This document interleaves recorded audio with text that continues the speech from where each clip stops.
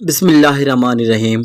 आज मैं आपको बताऊंगा कि दुनिया में 5 ममालिक ऐसे भी हैं जहां पे अगर इंडियन और पाकिस्तानी चले जाएं तो वो करोड़ों के मालिक बन जाते हैं। जो नजरीन वो कौन से हैं, मैं आपको सारी मुकम्मल डिटेल और तफसील इस वीडियो में बताने वाला हूं। तो जी नजरीन, सबसे पहले बात कर लेते हैं इस्लामिक रिपब्लिक ऑफ ईरान। जो नजरीन, वहाँ पे अगर आपने कोई चीज़ खरीदनी हो तो पैसों से ज़्यादा आपको जब ATM कार्ड के ज़रिए वहाँ पे कोई चीज़ खरीदते हैं तो वो ज़्यादा सस्ती मिलती है। मैं आपको एक मिसाल बता दूं, अगर आप वहाँ पे पेट्रोल खरीदेंगे तो पाकिस्तानी रुपये के मुताबिक वहाँ पे आपको 20 रुपये लीटर मिलेगा। अगर वहाँ पे आप ATM कार्ड के ज़रिए ख़रीदेंगे तो वो आपको सिर्फ 10 रुपये लीटर के हिसाब से ही मिलेगा। नसरीन, वहाँ पे करेंसी इतनी ज़्यादा सस्ती है कि वहाँ पे 1000 से कम का वाला नोट भी नहीं है। नसरीन, मैं आपको गूगल के मुताबिक वहाँ पे करेंसी कंपैरिजन दिखा देता हूँ। आप ये ज़रा स्क्रीन शॉट देखे, मैंने गूगल से लिया है। 42,250 ईरानियन रियाल है जो कि सिर्फ $1 के मुकाबले में है।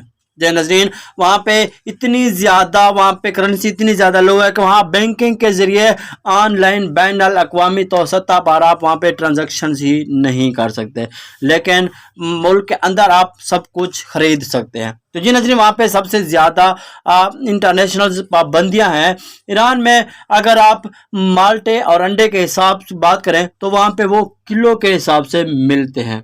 तो जी नजरीन, मैं आपको ये भी बताता चलूँ कि आप वहाँ पे इतनी ज़्यादा इक़्तिसादी पाबंदी होने के बावजूद वहाँ पे कोई महंगाई नहीं है, बल्कि दुनिया के जो सस्ते तरीन मुल्क हैं ईरान का उसमें शुमार होता है। तो जी नज़रीन, उसके बाद बात कर लेते हैं इंडोनेशिया की। कोई भी पाकिस्तानी या इंडियन इंडोनेशिया में जाता है तो वो पहले दिन ही करोड़पति बन जाता है।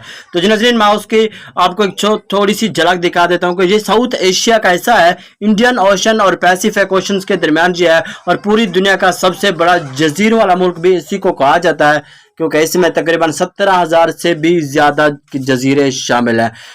तो बात कर ली जाए, ये 1945 से इन्होंने हॉलैंड से आज़ादी हासिल की थी। मुस्लिम ममालिक में आबादी के लिहाज से सबसे बड़ा मुल्क भी यही है और ये साउथ एशिया का हिस्सा भी है। तो जी नज़रीन, मैं आपको पाकिस्तान की करेंसी के मुताबिक आपको हिसाब करके बताऊं या डॉलर के हिसाब से बताऊं तो 14,147 इंडोनेशियन रुपया जो है सिर्फ $1 के मुकाबले में है।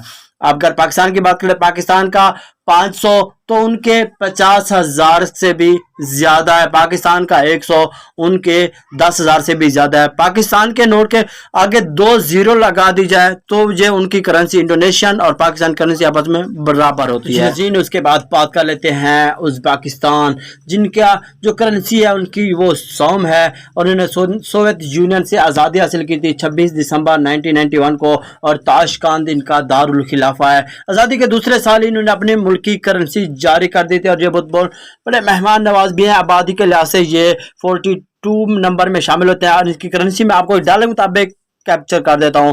अब जरा ये देखिए, 10,661 उज़्बेकिस्तान सौम है सिर्फ $1 के मुकाबले में। अगर आप पाकिस्तान इंडिया वहां पे जाएं तो देखें कितने करोड़पति बनते हैं। तो जी नज़रीन, उसके बाद बात कर लेते हैं वियतनाम डोंग। जी नज़रीन, ये करेंसी है वियतनाम की।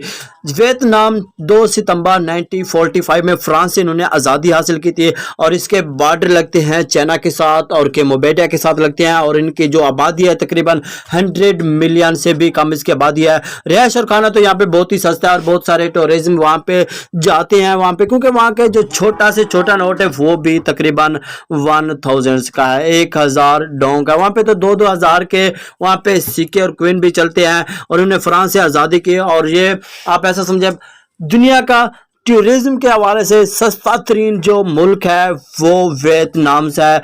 आप कह रहे हैं कि दुनिया में महंगाई है, पाकिस्तान कह रहे हैं पाकिस्तान में महंगाई, इंडिया वाले कह रहे हैं इंडिया में दबाई, मगर यहाँ पे तो क्या कहने अब, क्योंकि अगर इंडिया और पाकिस्तान इन मुल्क में जाएंगे तो वहां पे आप सोच सकते हैं कि वो कितने ज्यादा करोड़पति बन जाएंगे।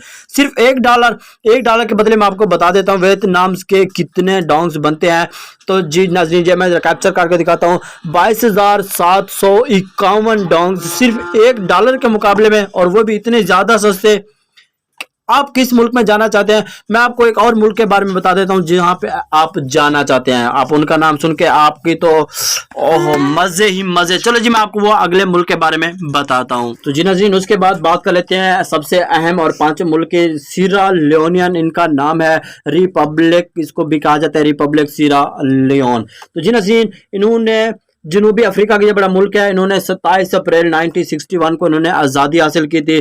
बरतानवी राज में इनको आज़ादी हासिल हुई थी।